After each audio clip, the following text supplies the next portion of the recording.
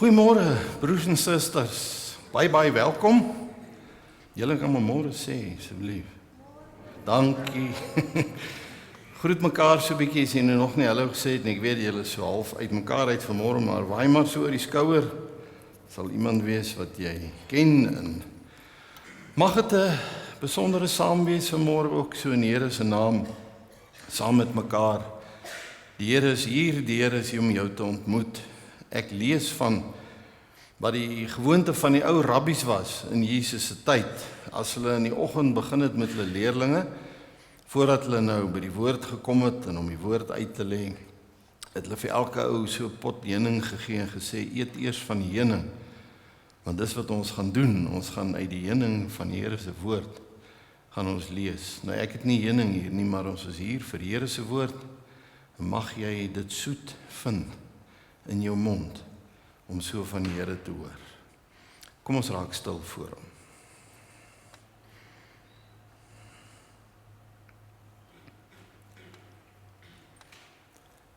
Here God, ons begin hierdie oggend, hierdie saamwees in U naam. Die grootste, die mooiste naam wat daar is. Die naam van Jesus Christus. In en deur God ons Vader en deur die Gees. Mag ons saam wees tot die eer wees, Heer. Mag die woord soet wees, soos heuning in ons mond. En mag ons uitgaan in dit leef. Amen. Geliefdes, genade vir jou en vrede van God wat jou Vader is, Jesus Christus wat Here is en van die Heilige Gees, wat in jou is en wat ons vanmôre ook saambind as sy familie. Amen. Kom ons gaan ons lofliedere sing. 'n Loflied en 2 aanbiddingsliedere en dan gaan ons voort met ons diens.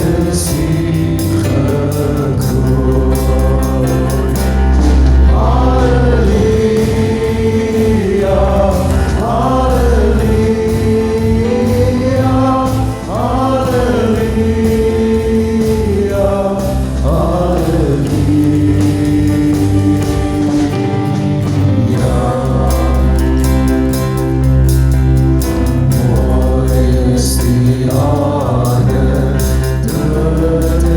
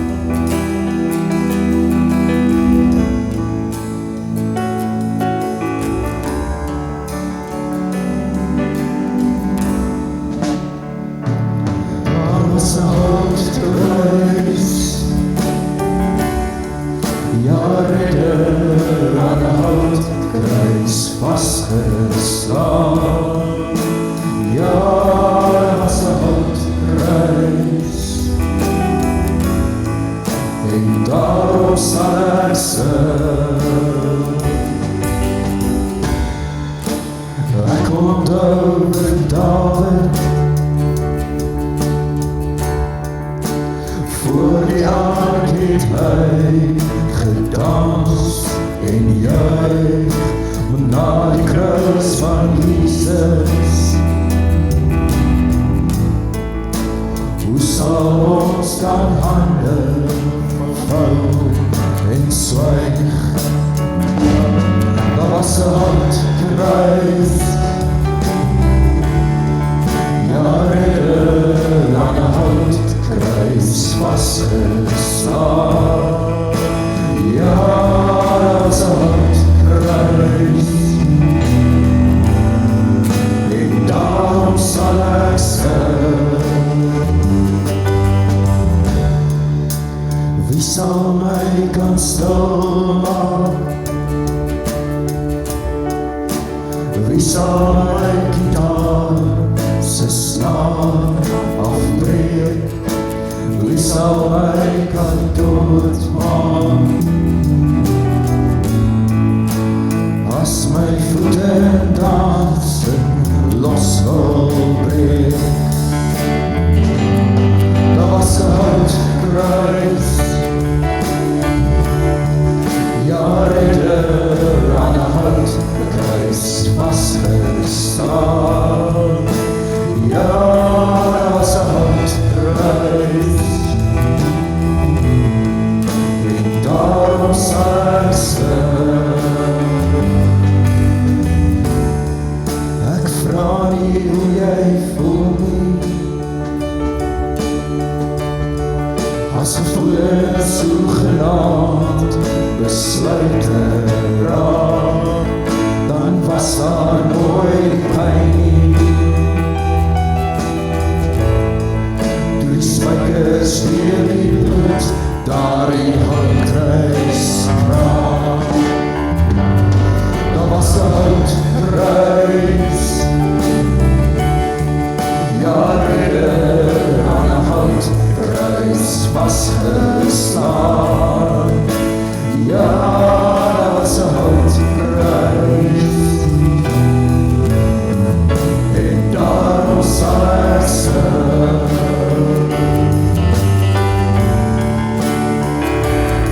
Daar was 'n houtkruis,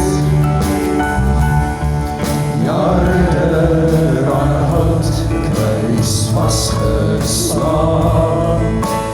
Ja, daar was 'n houtkruis, en daarom sal ek sing.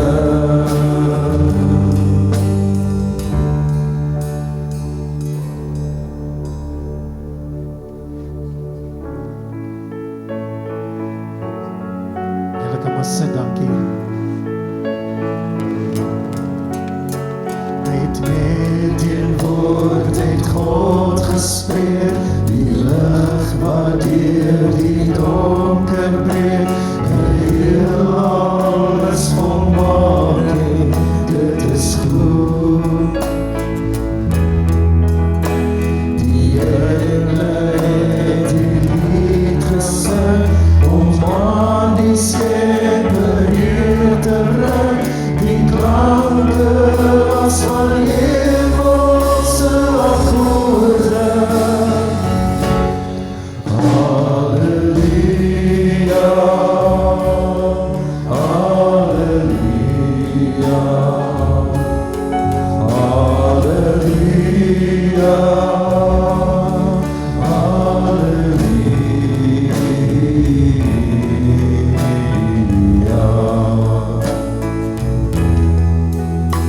Jong Dawid het sy hart gespeel, met vingers waar die snare steel, die note dra boodskap van versoening.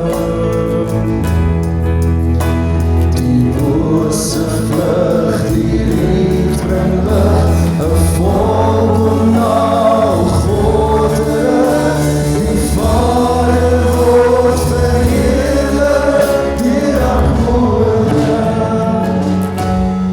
Halleluja.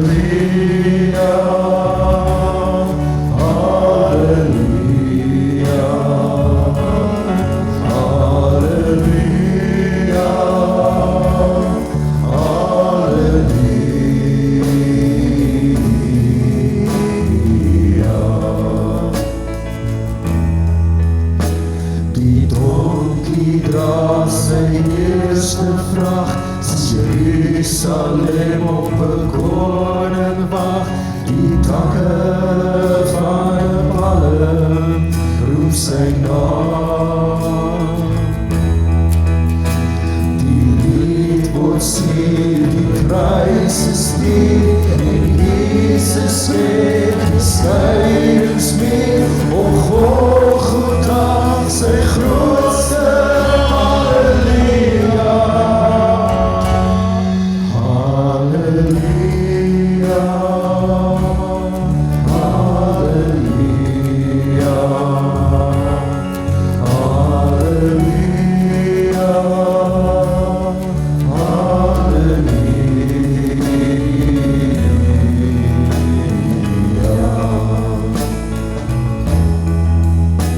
En nou staan ek voor U, o Heer, met al my lag en al my seer, die deure van my hart staan op vir Jesus.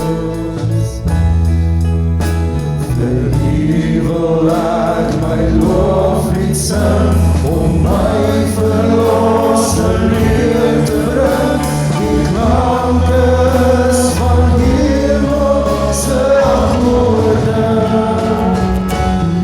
Halleluja, halleluja,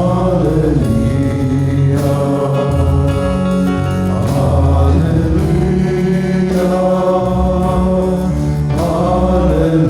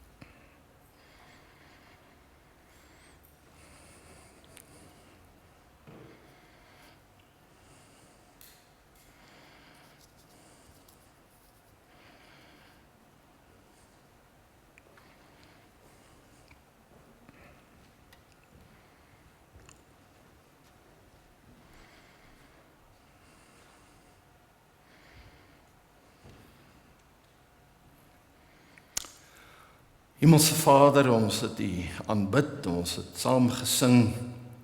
Wonderlik dat ons weet U het ook gehoor, Heer. En dan die lofsang van die engele ook duidelik was, saam met ons. Here, dankie. Dankie vir U genade, dankie vir U liefde, Heer. Dankie dat U nog 'n week 'n pad met ons gestap het. En Here, dankie dat U by ons ook iets wakker gemaak het vanmôre om hier saam te wees. Here, mag wat ons sê, mag wat ons hoor, regtig van U afkom. Want Here, U woord bly die waarheid, en help my om sommer net in die waarheid te kan bly vanmôre. Here, dat dit nie net 'n mens is wat praat nie, maar U wat deur die Gees ons aanraak. Aan U kom toe die lof en die eer en die aanbidding, ook in hierdie oomblikke. Amen. Broers en susters, nou vanmôre gaan dit oor wedstrydplan. Enige goeie span wat op die veld draf, julle weet rugby veral, moet 'n wedstrydplan hê. Dis jou strategie wat jy uitwerk om te wen. En ja, so ek nou so dink aan die wêreldbeker en dink aan die Springbokke en hulle wedstrydplan, en dit my partykeer bietjie mal gemaak, vat die bal, skop omhoog, ouens hardloop, voorspelers, maar ons het gewen. Daar het nog hierdie bomskwad ook opgekom, so rassie glo in hierdie kragrugby, nee, maar dis die wedstrydplan. Die punt is, daar's ook 'n halftyd. En dis nou nie net die tyd toe ek rugby gespeel het, wat halftyd die tyd is wat jy die voorspelers lemoene gee, dan weet hulle ons moet nou aan die ander kant toe speel nie. Nee. Dis 'n tyd wat jy gaan sit en kyk na jou wedstrydplan, jou strategie. As dit werk, gaan jy aan. As dit nie werk nie en jy's goed, dan dink ek moet jy 'n ander wedstrydplan kry. Nou, dit gaan oor hierdie wedstrydplan en halftyd, ook in ons eie lewens. Die skrywer Bob Beaufort het 'n boek geskryf met die titel Halftime: Changing Your Game Plan from Success to Significance. From Success to Significance. En hy sê, en ek wil dit nou oorvertaal in ons eie konteks, hy sê, ons draf op die veld van jongs af, en dan is daar so eerste helfte in jou lewe wat dit net gaan oor sukses. Jou wedstrydplan met die lewe is sukses. Ek wil wen. Ek wil bokom, ek wil die beste wees. En ons leer ons kinders mos nou van kleins af so. Jy moet nie derde span speel nie. Boeta, sissa, jy moet eerste span kom. Jy moet nie top 10 haal nie, jy moet eerste kom. Jy moet die wedstryd wen. Oral moet jy die beste wees, jy moet wen. Nou, dis nie noodwendig sleg nie. Maar ons leer iets van sukses is waaroor dit gaan in die lewe. Trouwens, die lewe is gelyk aan sukses. En as jy nie wenner is nie, as jy nie sukses is nie, wel, ek is dan jammer, want dan val jy iewers val jy uit. Iewers kom jy sleg tweede. Nou dink ek maar aan so 'n kuiertjie wat ons gehad het. Vriende wat jy nou sien na lang ruk en dan praat jy en jy praat oor jou kinders en wat praat hulle? Hoe suksesvol my kinders is. Wow, daai ene dit behaal, hierdie een is dit, daai een is dat. Wow, hulle is so suksesvol. Jy ry van die reunie af terug en dan sê jy maar daai ouens is suksesvol, nee, daai het dit nie gemaak nie. Judy was die beste atleet in die skool. Sy was die meisie waarom die manne gedraai het. Kyk hoe lyk sy nou. Het lyk nie of sy bo uitgekom het nie. Sukses is die verhaal. Wat jy kry, wat jy ry, waar jy bly, dit dryf ons lewens. En nou partykeer moet ek sê, help godsdiens nie veel daarvoor nie. Party ouens kom so ver en suksesvol dat hulle sê, maar ons het nie regtig die Here nodig nie. Nie regtig nie. Maar ons wat ernstig in ons geloof, ek dink partykeer dink ek, maar is dit wat ons van die Here vra regtig in lyn? Want as jy mooi dink, dan vra ons eintlik, Here, maak ons suksesvol, nee, ons sê dit nou nie in soveel woorde nie, maar jy moet asseblief van hier na hier ons help. En as dit goed gaan, Here, vrees ek dankie. Maar dit is so. Maar ek is bevrees dit word nou 'n deel van ons lewens, want die lewe gaan oor sukses. Die beste te wees, bo te kom. En ek gee my ure daarvoor en ek werk ekstra en ek sit in, nou ja. Dis die eerste helfte. En iewers sê daai skrywer, en ek dink ek stem met hom saam. Iewers moet jy by halftyd kom. Moet jy gaan sit en kyk na jou wedstrydplan wat gedryf word deur sukses. Dan moet jy jouself afvra, is dit regtig die lewe? Is dit wat die Here van my vra? Kom ons kyk. Ek wil so bietjie die pad loop deur Lukas waar Jesus op pad is Jerusalem toe. En sekere gesprekke wat hy op pad het. En verdra my, ek wil so 'n paar tekste net vinnig deurgaan. En dan kan jy self 'n afleiding maak. Wat sê Jesus? Hoe moet ek die lewe beoordeel? Is sukses alles? Moet ek almal meet aan die hand van sukses? Lukas 12 vers 6 en 7 sê Jesus, word 5 mossies nie vir 2 sent verkoop nie, tog word nie een van hulle deur God vergeet nie. Julle is meer werd as baie mossies. Word 5 mossies nie vir 2 sent verkoop nie, tog vergeet die Here nie een van hulle nie. Hoorie wat sê Jesus? Die waarde van 'n mossie is ontsettend laag. As jy dit nou in terme van sukses wil meet, in terme van rand en sent, hoorie, dan sit maar onder. Maar God vergeet hulle nie, want God se maatstaf waarmee hy meet, ook 'n mossie is nie rand en sent nie. Dis anders.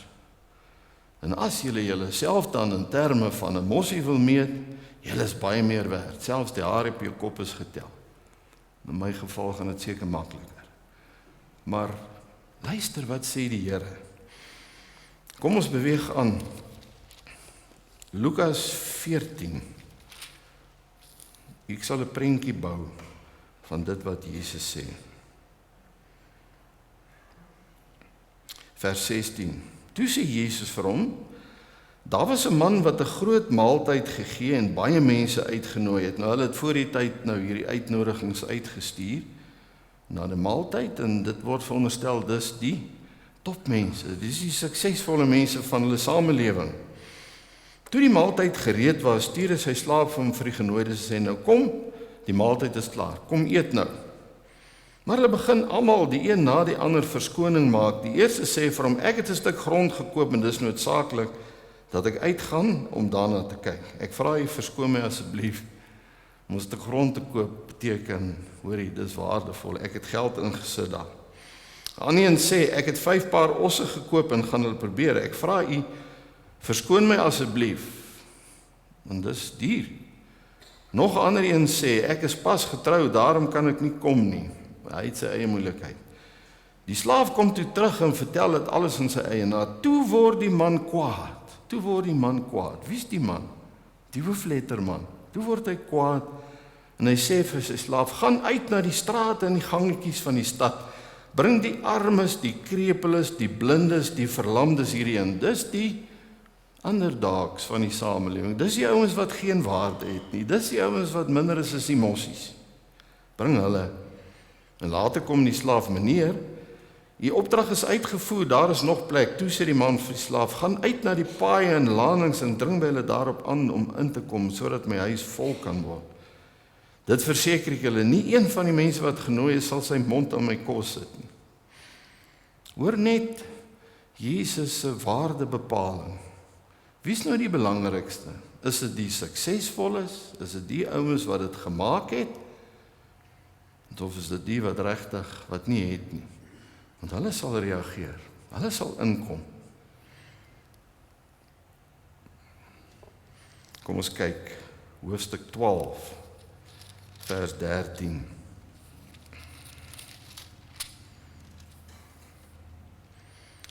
Iemand uit die menigte sê toe vir Jesus, meneer, sê vir my broer, hy moet die erfenis met my deel. Jesus, u kan ons help met alles. Help bietjie met ons boedel. Die rand en sent werk nie lekker uit tussen my en my boetie nie, en u sal ons nou regverdig daarmee werk. Ons kom na u toe. Maar hy antwoord hom, man, wie het my as regter of deler vir julle aangestel? Asof Jesus wil sê, hoorie, dis nie waarvoor ek gekom het nie. Ek is nie die een wat oor jou rand en sent moet oordeel en met julle daarmee werk nie. Ek het vir 'n ander rede gekom.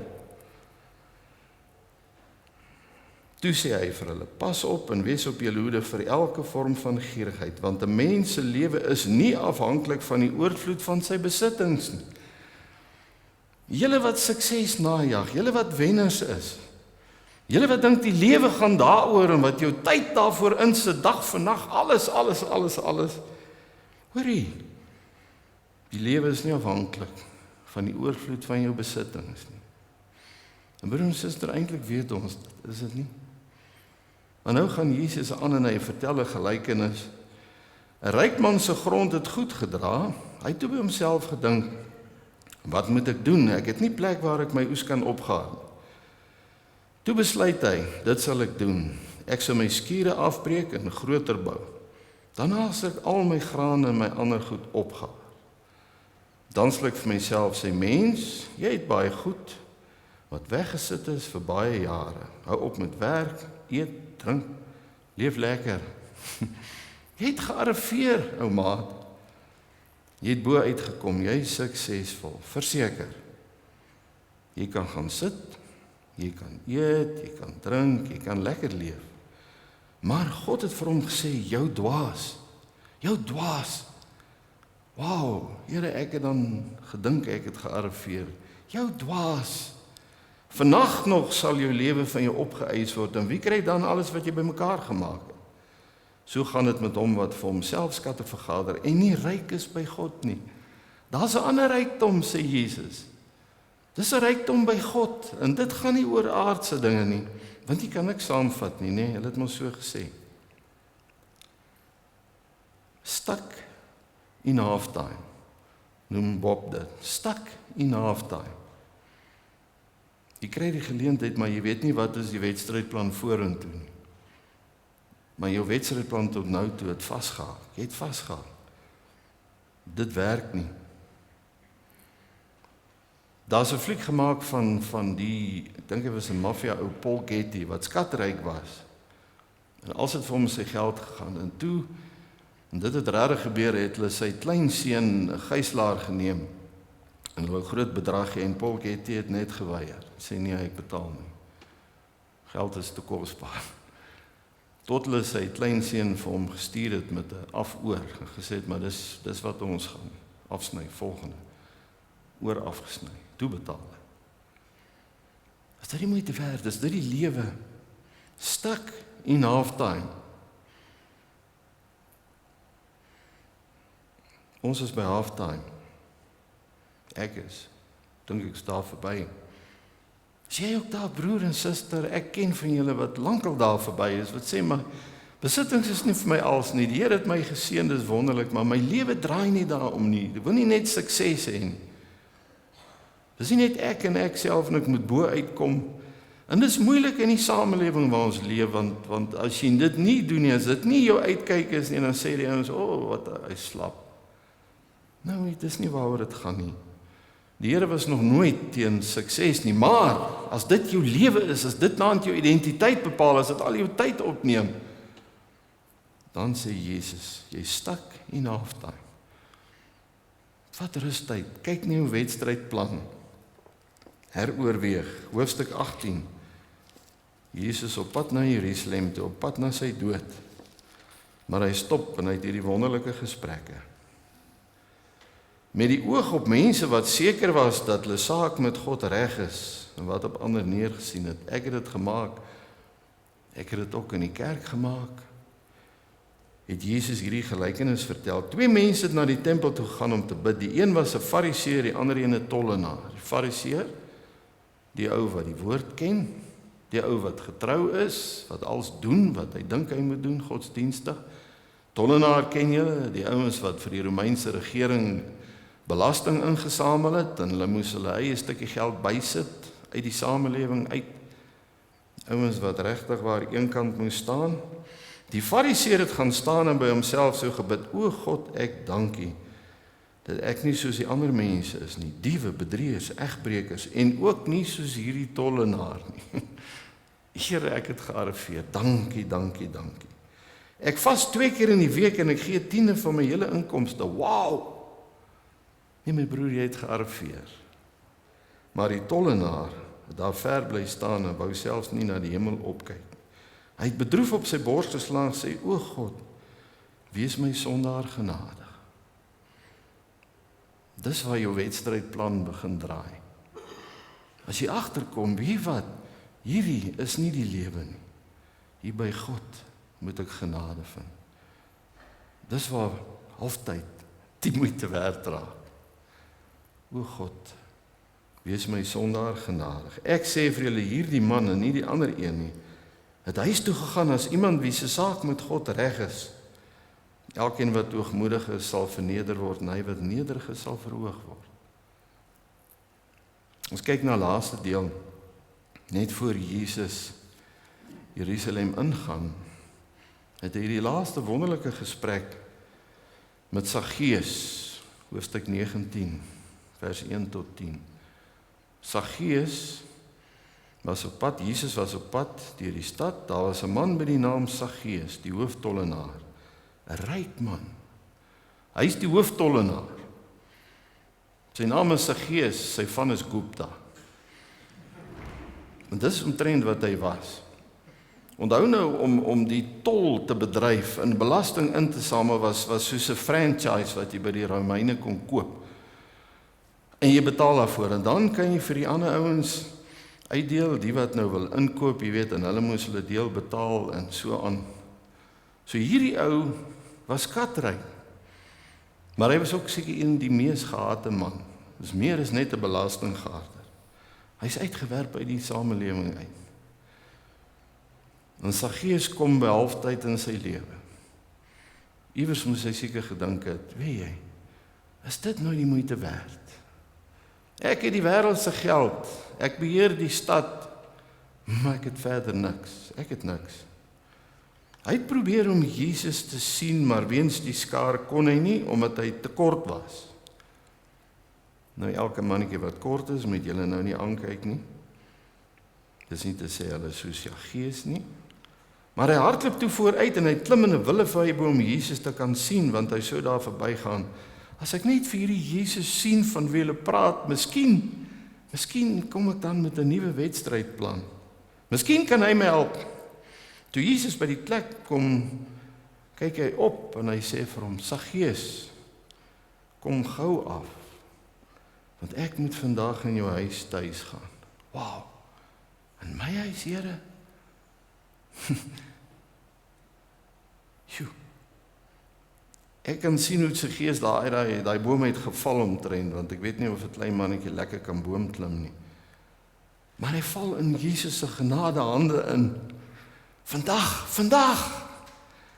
Vir die ander man het hy gesê, vannag, jou dwaas. Vannag is dit verby. Vandag wil ek in jou huis ingaan saam met jou. Ek wil jou wedstrydplan verander. Dis halftyd, you're not stuck in halftime. Daar is 'n lewe, daar is 'n plan. Hy het toe gou afgeklim en Jesus met blydskap ontvang. Nou wat gebeur het, kan jy maar net dink. Maar Jesus verander sy wedstrydplan. Changing your game plan from success to significance. Hy gee sy lewe betekenis. Sy betekenis lê nie in sukses nie. Betekenis lê en as jy my volg en my dien. En wat gebeur? Saggeus het opgestaan en vir die Here gesê, vers 8, Here, ek gaan die helfte van my goed vir die armes gee. En waar ek iets van iemand afgepers het, gee ek dit 4-dubbel terug. Here, ek verander my wedstrydplan.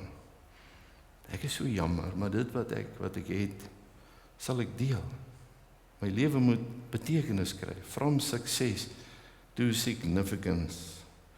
Daarop sê Jesus, vandag het daar redding vir hierdie huis gekom. Vandag. Nie vannag jou dwaas. Vandag is daar redding vir jou. Want jy het gekom waar die alle tollenaar gekom het. Here, wees my net genadig.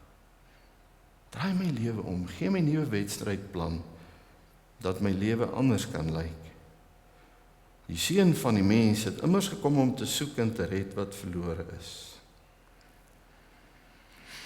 Broers en susters, daar's net 2 maniere om genoeg te hê in die lewe. Die een is om meer in die hande te kry. Meer en meer en meer. Dis nimmer eindigend, want wanneer het jy nou genoeg? Die ander is om minder nodig te hê. Dan raak jy tevrede met die lewe.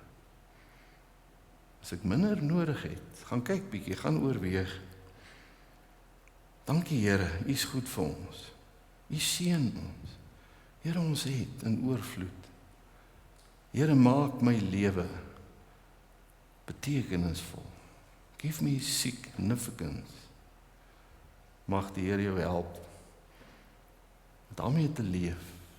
God geroepe, sy Gees wat in Jesus se hande geval het deur die takke, begenadigde sondaar.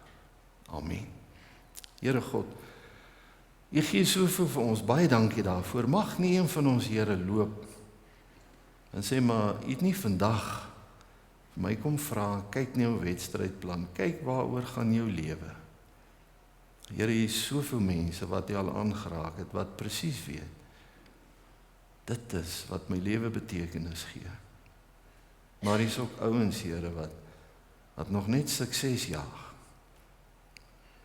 Here, help ons om net te besef, die lewe is makliker as ek baie het, maar die lewe gaan nie oor wat ek kry, wat ek ry en wat ek bly nie. Die lewe gaan oor U. Here, aan U kom die eer toe. Vir my is die lewe Christus. Maak dit vir elkeen van ons waar. Ten spyte van omstandighede, vir my is die lewe Christus. Amen. Ons kan die Here met ons offergawes dan ook buite dien by die deure. Ons sal later nou wel begin, ek het beloof ons gaan begin binne opneem. Ons sal dit doen, eersdaags. Kom ons sing ons slotlied, en dan staan hier sommer vir die uitspreek van die seën.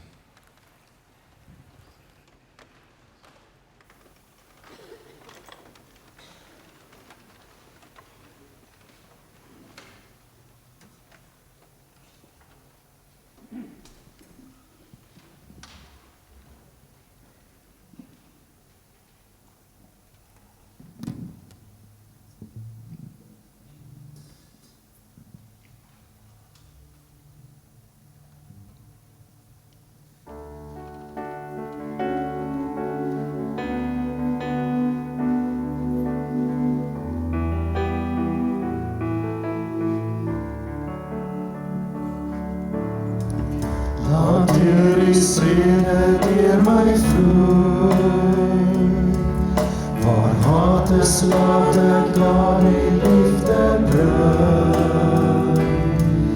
Laat ek in pyn en smart vertroostend wees, en krag gee deur geloof in U, o Heer. O Heer, help my om altyd so te leef, om ander hoër as myself te ag. Ja, om liefde ander bo myself, en ook eerder te gee as te verwag. Laat hier die vrede deur my vloei, en laat ek opgee waar daar twyfel is. Laat al die lig en duisternis laat skyn, laat ware vreugde altyd uit my spraak. O Heer, help my om altyd so te leef, om ander hoër as myself te ag. Ja, om liefde en ander bo myself,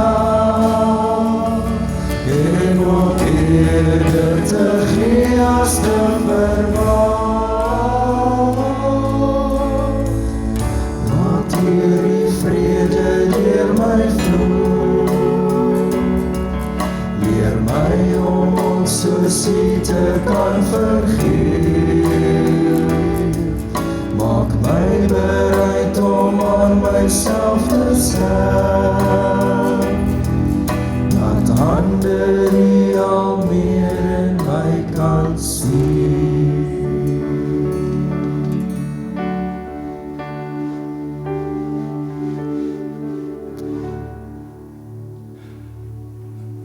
Ontvang die seën van die Here en gaan leef in sy vrede.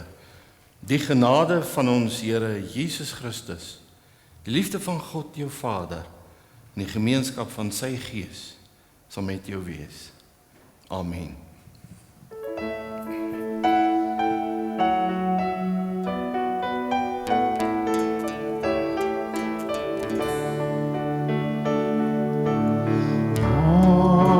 Ons bid tot U, o Vader, Seun en Gees. Laat ons verander, ook tot seën wees. Maak ons getuies van U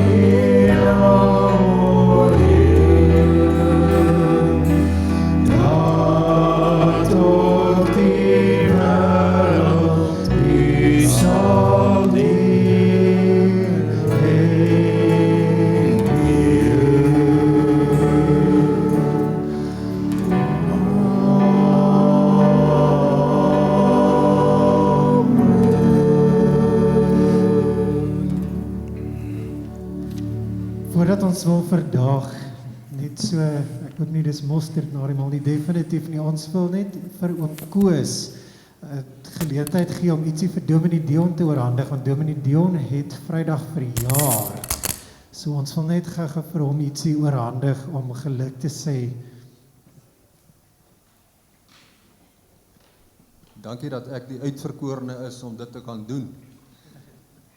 Dion, ek weet nou nie, moet ek sê Dion, moet ek sê oom Dion, moet ek sê dokter, moet ek sê dominee, maar jy is ons vriend. Baie dankie aan ons hemelse Vader, wat vir jou so lank vir ons geleen het. Ons bid vir jou toe, dit wat mooi is, soos ek altyd sê, die beste van die verlede, die slegste in die toekoms wees. Mag die Here jou seën vir die jare wat hy jou nog spaar.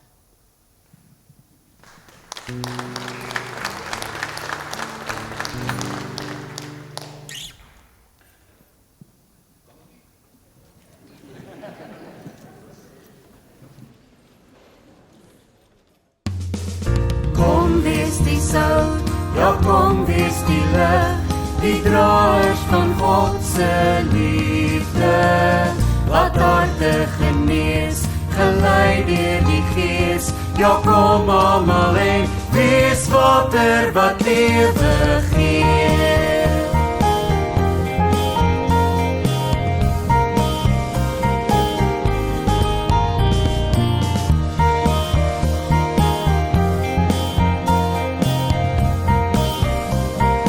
Water wat lewe gee.